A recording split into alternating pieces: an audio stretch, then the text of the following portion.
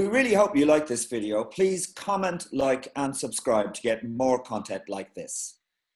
How you doing? Ben Bailey-Smith, aka Doc Brown. Welcome to the Need to Know Comedy Show. How are you doing? I'm very well, thank you. How are you? I'm okay. That's good. Obviously my hair has gone a bit mental because of lockdown. I'm growing a mullet, but Yeah, it's actually kind of. I think the mullet could well be back, man. I think it's old enough now to come back without irony. Yeah, my daughter is in art school and she tells me they're all growing mullets. So I'm actually quite hip. Everything I know. comes back eventually. Yeah. So Ben, did you study drama for a while? Did you in the University of East Anglia? So. Yeah, for a year, but then I dropped out. It didn't really sit well with me at the time. Right. I regret it though. And what did you study? I read you studied American history after. Or you switched to American history. Yeah, that's right. I dropped out intending not to come back, but then I quickly realized that life as a student was a lot easier than like real life. So I went back and on the proviso that I did something completely different, because I just thought performing arts, drama, acting, what a waste of time. What a load of bollocks. So, Oh, really? I ditched that. And I did American history because I was interested in it. This is the kind of stuff that I thought I might like reading about. But also you get a year to live in the States as well, that particular institution at that particular time. But I quickly realized that to get the year, you have to have been doing 3 years in American history and then that added year. So like, I kind of thought, yeah, do I want to be a student for 4 years? Not really. So that's another thing I regret, not going to live in the States for a year. It would have been fun. It would have been interesting. Yeah. But at the time, were you rapping as well at the same time you were in university? Yeah, little bits and pieces, yeah. At that stage, really for fun, I'd do some battles and little ciphers and just hang with other rappers and all that kind of stuff, just writing rhymes. But I don't think I was getting any paid gigs then. I think if I was getting paid gigs while I was a student, it would have been DJing. Right. What's it like doing battles? So you turn up with, it just strikes me as unbelievable that are you improvising rap? In those days, yeah, they don't do that anymore. And I think it's better for it, actually. I think it's much more entertaining now that the battles are pre-written, because, there's so much more thought and humor goes into them. But yeah, in the old days, it was, improvising. You had to freestyle, like really freestyle. And it was hard. It was hard. If you did it every day, it became like exercise. Like I could never do it now. People always go, "Oh yeah, just freestyle." I'm like, dude, I don't freestyled for like 15 years. It's like asking someone who hasn't been to the gym for 15 years to just suddenly bench press like a million. It's not going to happen. Right. But at the time when you're going to battles, are you kind of freestyling all the time when you're at home and just getting into 100% it? Freestyling all day, like have beats playing all day. Finding different producers, getting to send beats. If they can't send me beats, then just listening to the instrumentals on the back of my 12-inch records, my CDs, my Sony mini disc, all the formats. Playing beats and rapping all day long, and then rapping with other people. It was just it was just the life I led 24/7, really. Even more so as I got deeper into uni, because you just have so much time. Like, I didn't do any work. It's just party and rap, really. Right. And did you run your own club then, where there were rap battles? Or? No, I never ran my own club. Never interested in promoting. I did the standard thing that students do in promoting your little nights on campus and in town. But no, in London, I was never interested in running my own thing. I just hosted parties. That's why I used to get hired to host raves. Right. Yeah. And what is Deal Real Records then? Was that a record shop. Start off as a record shop, yeah. And record shop in the centre of London, where we used to have little live events just for free on Fridays. As another event I would host. that's probably how I got my name, really, you know, as somebody who could be a, you know, not just the MC, but like a traditional master of ceremonies as well, you know, someone who could diffuse tension and keep the crowd entertained in the boring bits, you know, and just keep a good vibe going. I think that really made my name, because before that I was hosting a lot of rap nights, but Deal Real was more than that, because there was a lot of time in between things. You're in a record shop, so, and it's packed with people, so it was more about just keeping a good vibe going, because it wasn't like an organized club night where you've got an hour up on stage to, you know, introduce some artists or whatever it is, or, you know, hype up the DJ. It was more like, you know, it could be 5 hours straight of just hanging with a lot of young people and like just trying to keep a good vibe going, keep the mic open when rappers want to come and freestyle and whatever. Those were great times, man, because we were young and we didn't have a plan, and I think that's the best way to create sometimes. Oh yeah, so you were just like doing it for the enjoyment of it, and you didn't see a career. I wasn't money. There was no even promise of any money, so it was just, that's just what we lived, you know. It was just that rap street culture every day. It was beautiful. That's nice. And is that where you met Mark Ronson there at that? Yeah, I think I met him in the shop. Yeah, I think I met him in the shop through the rapper he was working with called Rhymefest from Chicago. And Mark at the time was doing a lot of DJing.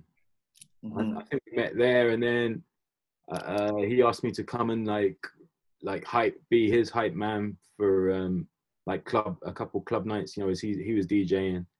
And at the same time he had this band, and they were doing these covers of, you know, rock songs. And I came along to help out with that as a vocalist as well. So yeah, it just sort of developed from there, really. Right. And was Amy Winehouse around at that time? Yeah, I remember the first rehearsal I did in Fulham. She was there, you know, rehearsing songs that we were going to perform at Fabric. I think it was the first gig that I did with them, Fabric. I'm going to say, 2005 or 2006. I can't remember which, maybe 2005. So yeah, Amy's about to like balloon, right? Like, what are we talking about? You Know I'm No Good. I think that was done, and maybe Valerie, or maybe that was a little bit later. I can't remember, but definitely a couple of songs that would become huge within months. Really sensed that rise. It was cool to see, you know. Yeah, you could feel that she was going to be huge at the time. Yeah, man. Yeah. The same with Lily Allen's Smile, like just that feeling like, oh my God, something's changing around us. Do you know what I mean? Right, that kind of vibe. So there's an album that you recorded with Mark Ronson that never got released. Is that right? No, I never recorded with him. Another big regret of my career. I should have definitely utilized the time that I had with him to muscle my way into a song. Such an incredible producer. I would have loved to have done that, but no, we never recorded together. Oh, I just read that somewhere. But what about Donny's Lament? When did that come out then? Oh man, that's 2004. That's before that. Yeah. I mean, I think the first song I ever recorded was like 2002. And I signed a deal with a label in Brighton. And ended up putting out an album in 2005. But before that, I was just putting out songs here and there. Put out a little mixtape, 2004, and Donny's Lament was on that. Right, and so you sampled the Mad World, isn't it? Mad World. It wasn't Tears for Fears. I sampled it straight from the movie. That's how budget rap was, man. We just like take whatever sounds we could and just stick it together. Be like, I'd make songs that were like 4 tracks. Do you know what I mean? Really? Wow. Drums, sample, a couple of layers of vocals, done. Do you know what I mean? Like so basic. That Donny's Lament tune, literally just recorded one of the final scenes from Donnie Darko. If you listen really carefully to it, you can hear the actors on it. You can hear someone sniffling and crying. Wow. Hear people breathing. Do you know what I mean? It's just recorded just straight from the telly. That's amazing. Wow, that's cool. I suppose we are going to talk about comedy as well. So how did you get into comedy then? Like from going from rap to comedy seems like a huge... Yeah, it seems like it, but when I look back, there was no massive shift. There was no like decision. It was really very gradual and organic. I think if you're a rapper and if you're a performer and a writer and a host, as I was, you've already got something of the comedian in you, because you have to think on your feet. You have to keep people engaged. Keep seeing a whole bunch of people smiling back at you is what you're after in a lot of ways. So I think I already had transferable skills without knowing about it. But then I suppose the sort of, as it started really gradually happening, was I was working on a rap album in 2007. And at the same time, I'd been approached by someone I'd met at Radio 1 who was a comedy writer who did musical comedy, you know, music-based comedy shows for Radio 1 and the BBC. And he'd asked me, having, you know, listened to my music, to come and, like, you know, help him write some parody stuff or like do little bits and pieces on things, you know, which I'd always just do incognito. But towards the end of 2007, I think he started like writing sitcoms, and he was now on Radio 4. And he contacted me again and like asked me to have a look at some of the young street characters in this script that he'd written, you know, just like my take on it. Is that funny? Would they say that? You know, and I helped him out for a couple £100 for the BBC. That ended up, it was like a Lenny Henry vehicle. Rudy's Rare Records, is it? Yeah. So I was doing bits of this on the side, just like writing gags, adding my voice to things. And then it was just all through people I met at the BBC. There was a producer on another Radio 4 show who, you know, looking at my transferable skills, said, you should try it. You should try, like, you know, you can write funny things. You've written funny things for us. You should try and do it on stage. So I went to some BBC event, went on stage, and that was that. Within 9 months, I was earning a living as a stand-up. It's pretty unusual.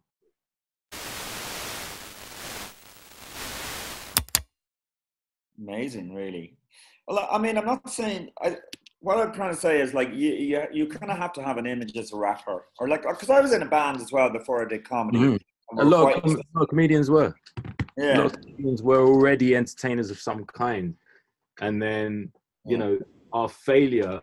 being able to laugh at our failure is kind of like the missing link between music and comedy, you know, or it like is. Or whatever serious, in inverted commas, art form you shifted over from. Your inherent failure in that, even if you don't reference it, is kind of what makes you funny, you know. I think that's a starting point for a lot of comedians. I don't think my story is unique. It's only unique in that of the rap. But I meet comedians all the time who were musicians, they were actors, you know, they were dancers. They wanted to do something serious in the arts, and then we have to. Do you know what I'm saying? We have to like downgrade to comedy. But then, of course, what we realize when we take that step is that comedy is the fucking hardest out of every art. It's the highest art form, in my opinion. But from the outside looking in, as we were as young musicians or actors or serious dancers or serious painters or whatever it was, from the outside looking in, we thought, I guess I'm just going to have to do comedy. Like, it's like one rung above jugglers. But actually, you get in it and you're like, fuck me, this is so hard. Like right now, acting and writing and, you know, doing all this other stuff, I'm doing voice work. You'd have to drag me kicking and screaming back onto a comedy stage, you know, to tomorrow. I need like 6 months of gearing myself up to get back on there, man, because it's hard. It's so hard. It's so hard, and anyone who pretends it isn't is lying. Yeah, well, I find that going from a band, and I was a quite serious band, to doing comedy, to doing stand-up comedy, is the difference is like when you're in a band, if you're having a bad gig, well, you just turn up the music and Yeah, you just do it. And if it's moody, great. If you look at the floor and make eye contact with the audience, great, you're cool. Do you know what I mean? And similarly, if you're acting, you're in a shit film, people would just say, well, that falls to the director or the producers, or it's filmed badly. No one's gonna, like, unless you do something horrendous as an actor, no one's gonna blame the failure of the whole film on you. If your band flops, no one's gonna blame that all on you, you know. But with comedy, it's not just all on you. When they don't like it, they also don't like you. And it's a really difficult thing emotionally to take on board. So we fight to become bulletproof as comics. That was my fight. Like, when people say, oh, you rose up to some kind of prominence super quick, you must have been really talented. I always think, nah, man, I was fighting for survival. I fought so hard that I probably moved quicker than other comics, because I was just so determined never to die. I couldn't deal with the emotions of dying. So I was just like, I'm not dying. I am not fucking dying. And in order to never die, you have to be the best. and I realized quite quickly, I don't want to be the best stand-up. I don't have that desire, you know. But while I was doing it, I needed to be the best because I was so scared of dying. Oh yeah, but it's the worst thing ever, and it's horrible. It's happened to me. It happened to all of us. Yeah. And so, did you always bring in a little bit of rap into your stand-up? Yeah, always. Occasionally, I do it without, just to test myself, you know. But on the whole, I'd always have something in there. I mean, it was no secret. It was an incredible parlor trick to have, you know. But beyond that, it was a part of me. So I don't know. It's like being a male comic and not mentioning your manhood. Do you know what I mean? Yeah. You just talk about what you know, and if you don't, then you have to be a supreme liar or a character comic, you know? Yeah. The best way you bring it in sometimes. Sometimes it seems to be seamless. You're going from talking into and. Yeah, there's nothing accidental about that. I really hated musical comedy. So for me, I never wanted to reference songs, deconstruct the songs either side of doing the song. I didn't want the song to have loads of boring lyrics and a funny chorus. I didn't want it to be a cover of an existing song with different funny lyrics. I didn't want it to be a parody of rap. I just wanted it to be me doing what I do best, and for it to be funny. Like, that's it. So, you know, for me, it was about 30-second moments that could dip in and out of an otherwise straightforward stand-up set, but 30 seconds which would cram in more jokes into half a minute than I could, or any other comedian would cram into like 10. That was the key. Do you know what I mean? Yeah, brilliant, amazing stuff. And then you work with Ricky Gervais, yeah? So that was on the movie, was it? On Life on the Road. Yeah, on a few things, Life on the Road, and we did a sketch for Comic Relief.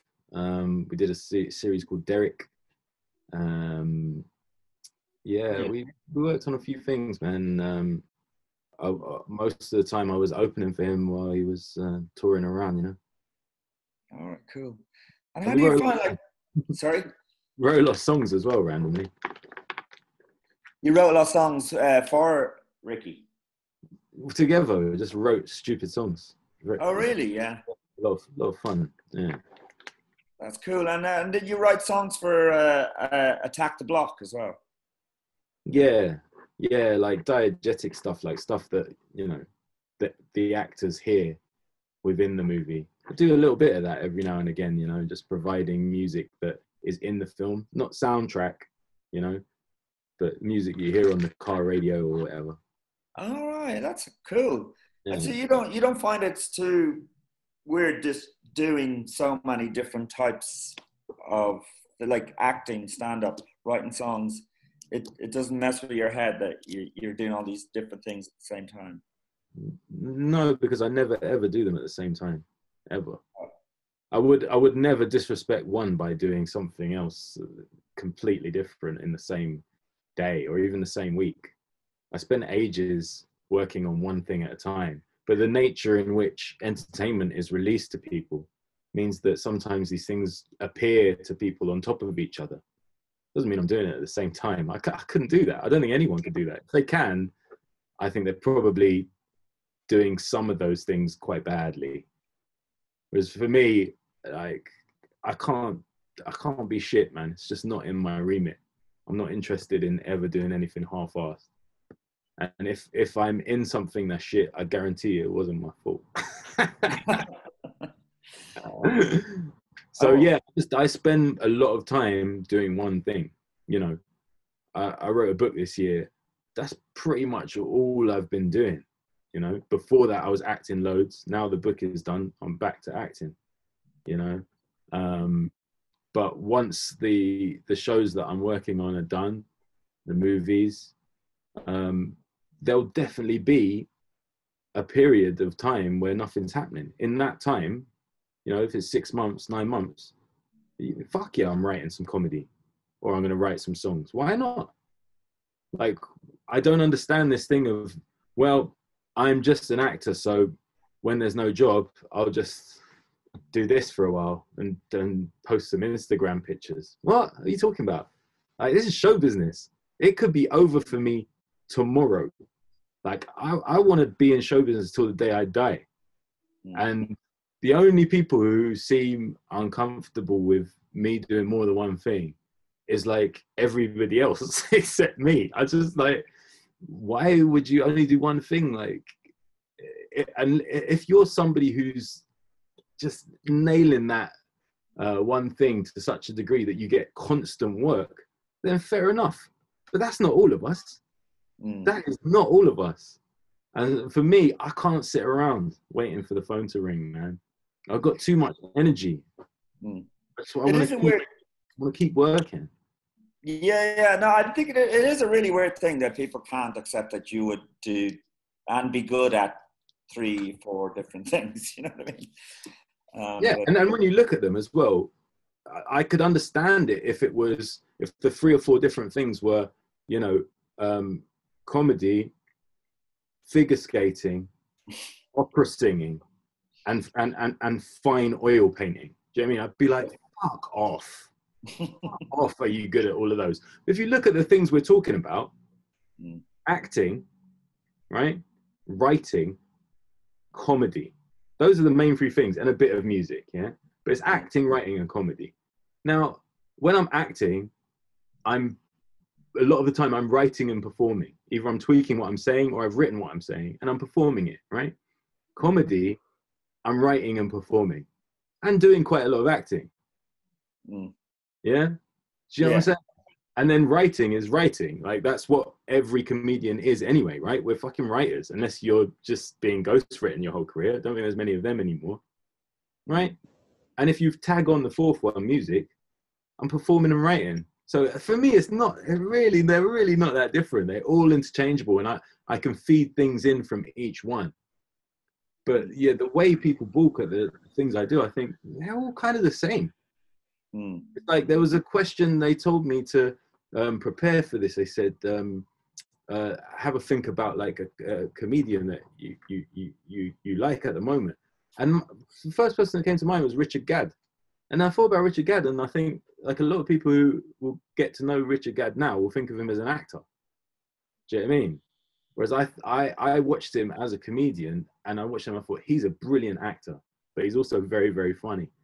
And he's clearly a skilled writer. And now you're seeing it. If you look at his work, it's not that dissimilar. Acting, writing, comedy, you know, triple threat, because it's natural. Why would you not? Yeah, absolutely. Well, I do all of them as well. But that's great. I was going to ask you for you to recommend a comedian. So Richard Gadd is the one you'd like to recommend. yeah, I think he's incredibly talented, incredibly smart, like a deep thinker, and he's got edge, man. That everything about that is everything that I like. Do you know what I mean? Maybe stuff that's in me as well. Maybe it's just narcissism. But no, I think he's great, man. Like, I'll shut up and listen to Richard Gadd every time. Right, brilliant. Well, thanks for that recommendation, and I hope we can get him on this show. And thanks for coming on the Need to Know Comedy Show. It's been really nice talking to you, Ben. Pleasure. All right, good luck. All right, nice one. Thanks a lot.